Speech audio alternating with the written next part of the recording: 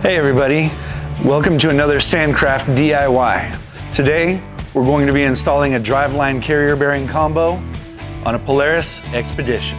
Alright, so our first steps are going to be loosening the limit straps from the front if you have any.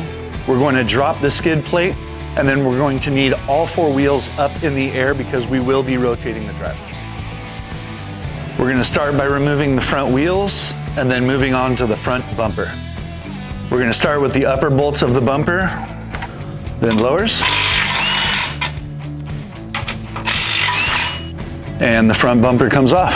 Now we're going to pull the caliper guard. Now we're going to remove the axle nut cotter pin and axle nut.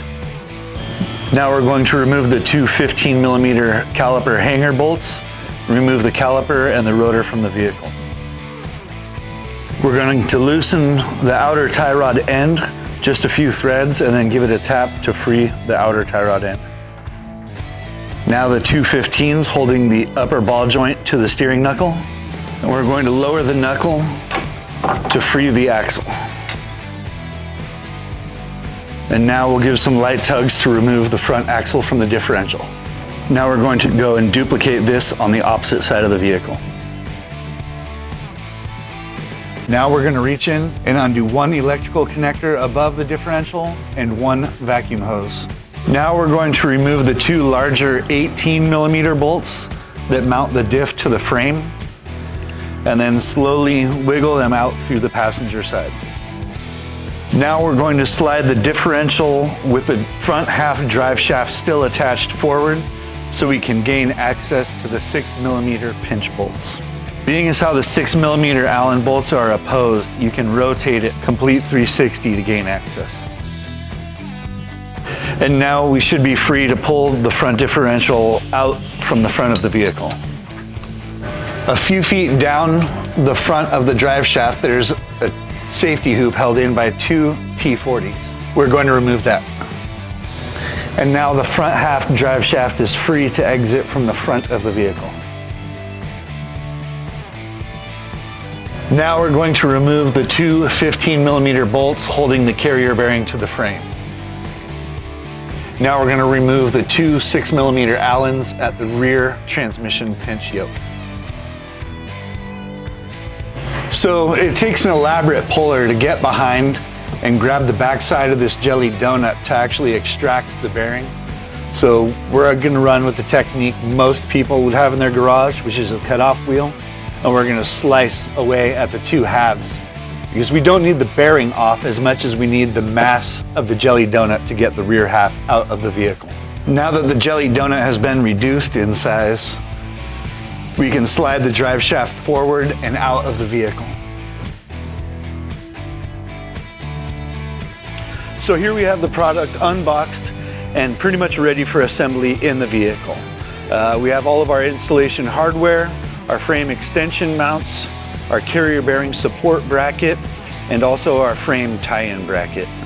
And down at the very rear of the drive shaft, we're going to remove the four 5/16s holding the straps and pinch yoke to the drive shaft. I'm going to apply some of the supplied blue thread locker to the two Allen through pinch bolts, and then we're going to put the rear yoke on the transmission. We're going to be using the two inbound holes, which will lock the yoke to the transmission. Now we're ready to put the rear half of the drive shaft into the vehicle with the bare U-joint first. Then we'll install the straps to hold the U-joint in position on the yoke with no extra thread locker required.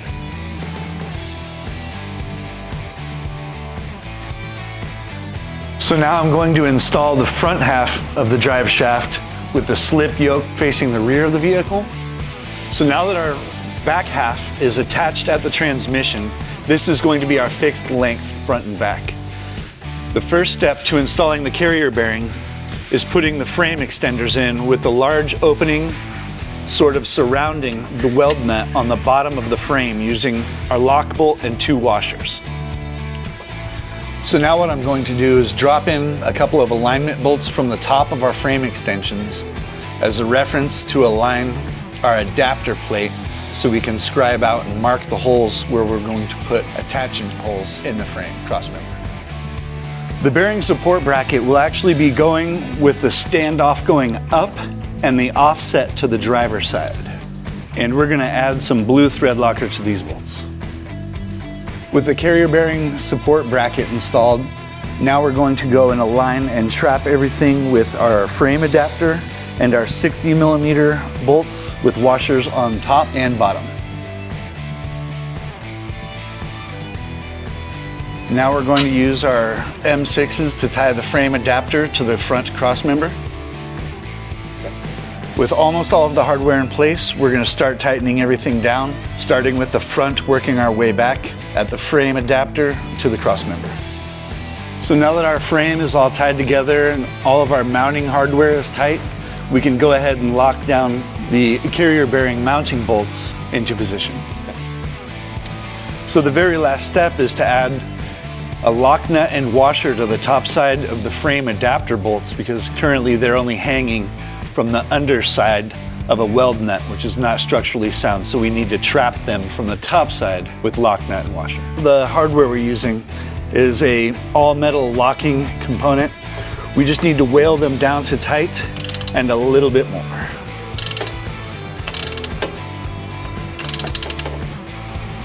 So now we're going to partially install the front differential to where we can have it meet the front half of the drive shaft, and we can tighten the front yoke bolts in the little window, similar to how we removed the pinch bolts.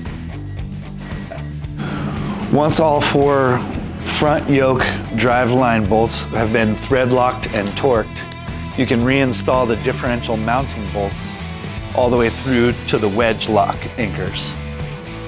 If you choose to reinstall the safety hoop around the driveline, you can install it in reverse position, but you might have to reform the wire a little bit.